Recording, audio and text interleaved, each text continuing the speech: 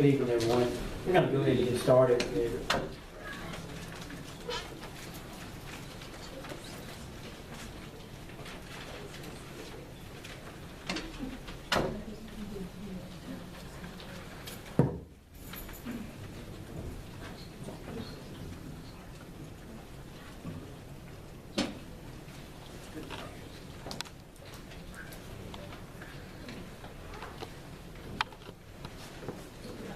Excuse me for one moment. I'll be right with you.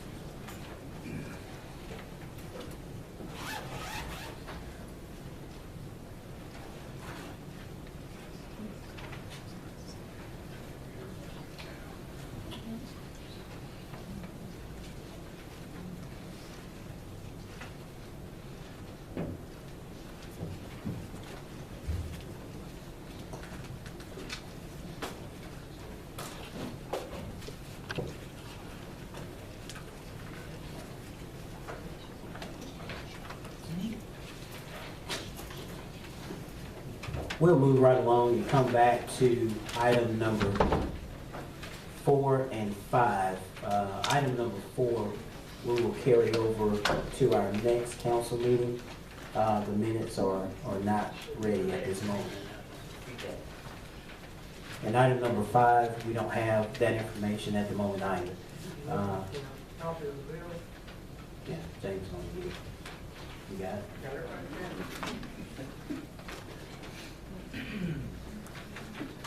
Okay, thank you. Item number 5, approval of current bills for payment. I make a motion that bills in the amount of $435,913.22 be approved. Second. All in favor? Aye. All opposed? Motion carried.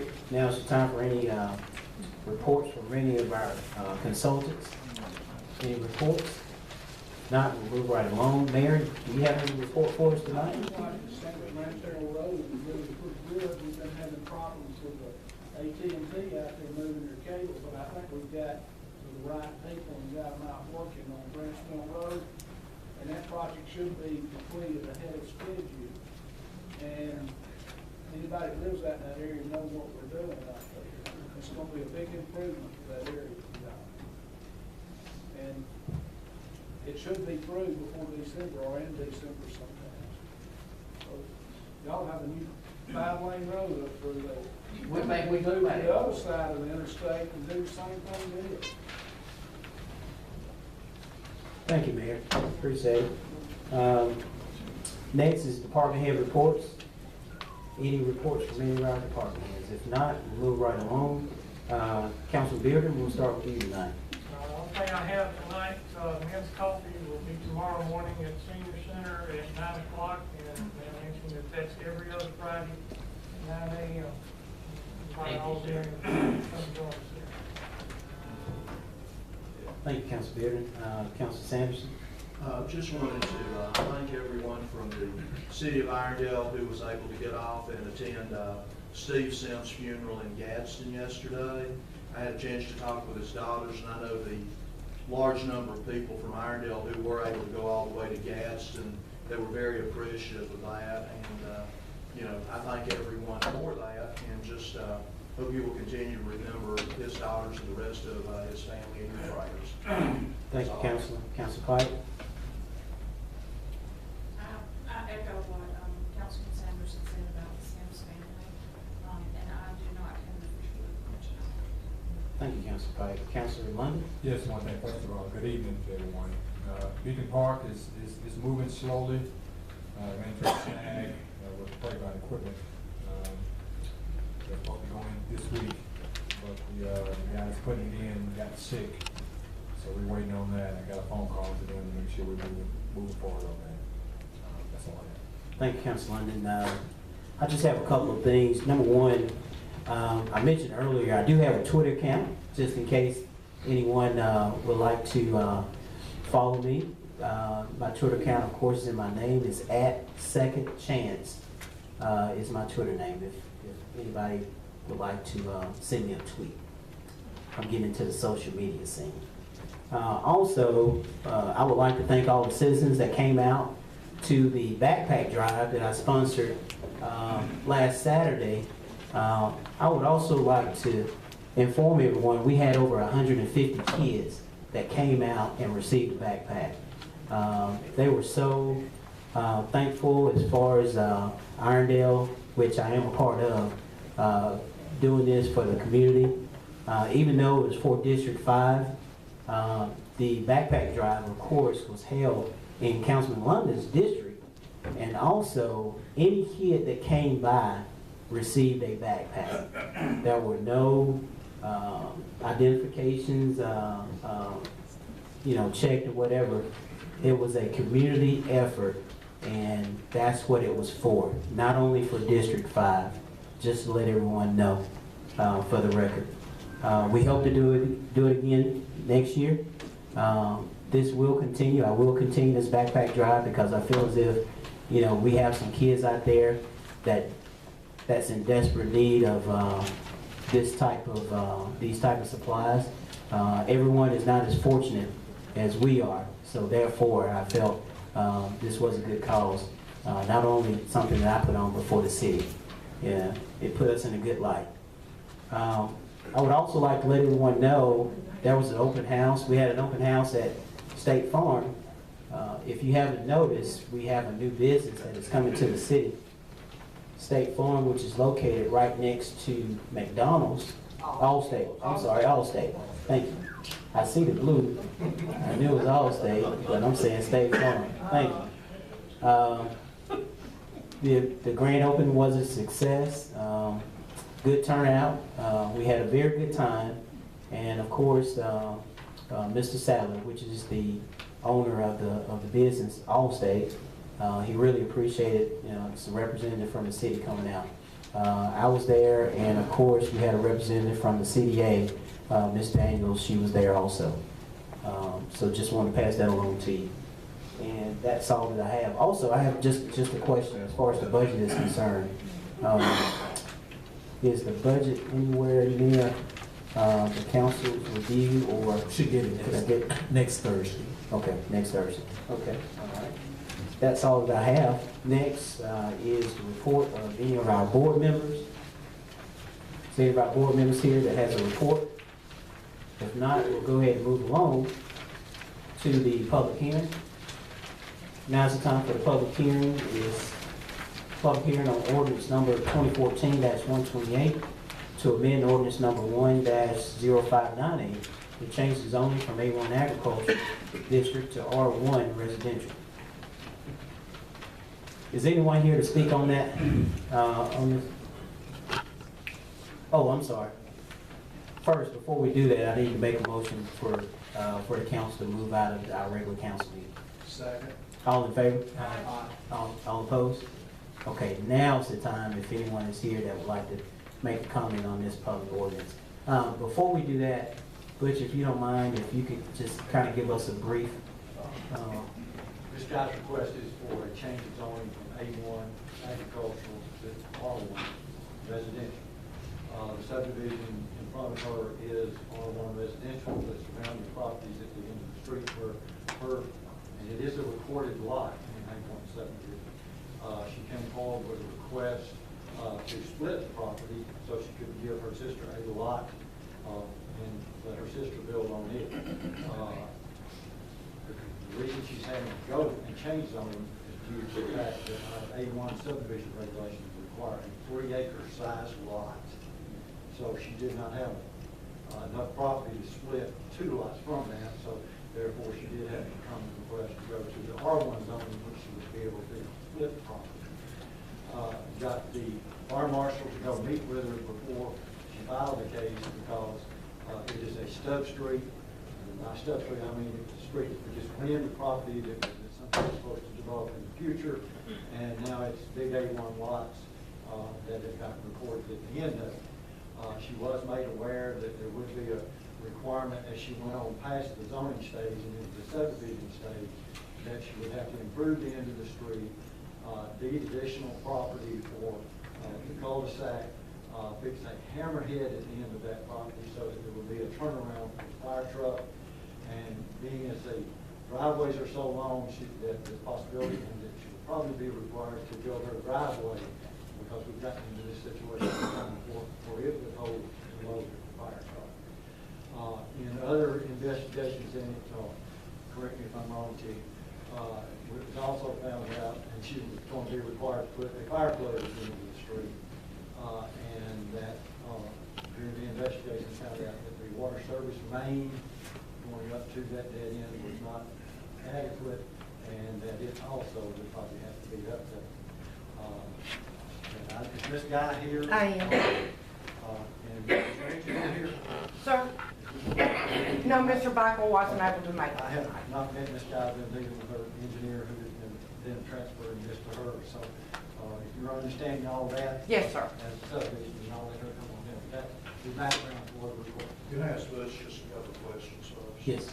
The subdivision, these won't be small lots, it'll still make regular R1 lots, even if it's split, right? She is, to my understanding, deeding off enough property for her to build on. There's some topography problems, so they're both still going to be fairly large, but there would be. Okay, but it's at least the size necessary for an R1. R1 gets down to about Okay. a quarter of that. And then when, I'm sorry, is it planning and zoning? They approved it. They recommend. What is their recommendation? Their recommendation on to y'all, because it is an upgrade in zoning, was to move on to the council. And were these provisions that you just outlined part of that? Yes, she understands that. Now, the council, the reason I want the council to be aware of all this, when the zoning is approved, the subdivision plat does not come back to the council in requirements. The subdivision review will then for the improvements of the street because they're a city engineer, and the subdivision plat will only come back to the P&Z board for their final approval. Now, what's this gonna cost the city? No, she has to put in all these improvements herself. Okay, that's what I'm saying. So Butch, I just want to make sure I understand this now. So we put provisions in there for her to, Those would be the requirements for Right. the subdivision plat. That's not on y'all's plate consideration, which was just like what was before P&Z, was not the subdivision plat, but it was the request for the change of zoning. We're looking at a change of zoning tonight. And that's it. Not approval of the plat. That goes back to the council, to the P&Z board. I just wanted council to be aware of all the things that she's been told that she'll have to at least come up to and meet and put in order for that subdivision split to be done. okay, Should the council approve the zoning? right. Okay, Council Bibb? The extension of the Riverbrook Road, how far approximately is what property would that? Her property, y'all got, the dedication, the additional right of way will all have to come off of her piece of her lot, or whatever that requirement is, in order to put the type facilities in.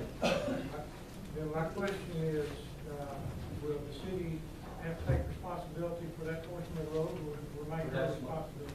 That will be, it'll be like anything else. She'll have post bond for the improvement. Okay. She'll have to get all the improvements put in for the paving and everything completed. And then the zoning board releases the bond. And then we go back through our regular normal procedure of acceptance and maintenance.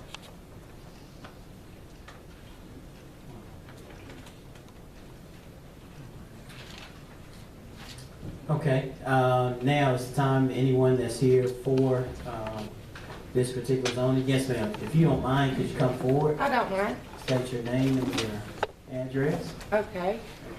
You want me to just come out here in the center? You can come wherever you like. Yeah, you come wherever you like. Good evening. Good evening. I'm Daphne Guy, and I live at 4170 Riverbrook Road in Irondale. And I have a request for rezoning of the property there from A1 to R1 for the purpose of subdividing the lot to build one single-family home. And this is for my sister, and we would really like to be close to each other as we age. We've had a perk test done, and it passed that. And the lot, I think you already heard from Butch, was that it's a 5-acre lot approximately that will be divided into two. And that's why we need the rezoning, so it can go to, residential, so we can flip it. Are you aware of the expense? Yes, sir. Involved? What kind of prices are you I haven't, checked with anyone yet on prices, but, my sister and I are willing to pay for the improvements to get her close to that. And you were familiar with everything? Yes, sir. Mr. Gerald's just said? Right? Yes, sir. Okay. You are aware of the cost and Yes, ma'am. all the stipulations? Yes, ma'am. Anyone else that's for this ordinance? Anyone else that's for? Okay, now, is there anyone else against? Anyone against? You can come forward, state your name and your address. It's Virginia Brown, 4154 Riverbrook Road. I'm an adjacent property owner. Excuse me, what's your name again? Virginia Brown. Jenny Brown? Jenny Brown. Jenny Brown. Okay. I'm at the end of that dead-end street, been there for 30 years. And at the end of that, it's a beautiful wooded forested area, and it's very steep at the back of my neighbor's house. It's when you drop off, it's very, and I'm sure Daphne knows that it's, the terrain is rugged. So my concern, one of my concerns is where would this turnaround, this cul-de-sac or this T be located? Is it immediately at the end of this stub road that Butch calls it, or can it be placed further down onto the guy's property? One concern, of course, you know, we've lived there in that beautiful wooded area forever, but to have suddenly have those mature oak trees come down and then a paved surface put there, and then to run off into that tributary that goes into the river. So that's one concern I'd like to ask, you know, guys, if they would consider, you know, if you go through with this, you'd move it back a little bit farther and, you know, give some consideration to, you know, where that pavement goes, because it is right in front of my house, and in front of the Smith's house. You're on the south side of the road there, right? The last house. Right. Looks there's another lot next to hers. That wouldn't be touched, would it? This guy will be responsible for all the right of way of the new improvements. But I'm talking about lot 41.3. You got the map? I'm looking at it. 41.3 is between hers and this guy's property. Those trees there wouldn't be touched with it. Not on her property. Not- This not- guy will be responsible for coming off of the right of way in front of her. As you see, there's a small leg on Miss Brown's property that comes in. This guy would then be responsible for coming off that and dedicating the amount of right of way. I call it cul-de-sac or circle because that's exactly what it has to do. As it comes in, it'll be not a perfect circle, but an offset circle. Well, my question is on lot 41.3. Okay, that does not belong to this guy? All right, so the trees and the ground there would not be touched by her? That's private property. But the other Have you side seen- of it have you goes, seen the map? I never 40, seen this. 41.5 is Ms. Guy's property, your number 6, and 41.3 is adjacent to the property where your trees are talking about out there. the trees are all over here, they're beautiful, and this is, roadie, this goes down. So if anything goes in here, I mean, it's gonna have to be pushed back over that embankment where there's a tributary to the river, right down here. So I'm saying maybe if they could move it back here somewhere. Well, that property doesn't belong. It's very rugged. Yeah, this does, this is the Yeah. guy's. Just outline there. And another concern is, will there be other homes go in here, would it be subdivided, and will other homes go in there in the future? Because that's a lot of expense for one home. And would there be any change to the insurance rates for us as far as fire protection?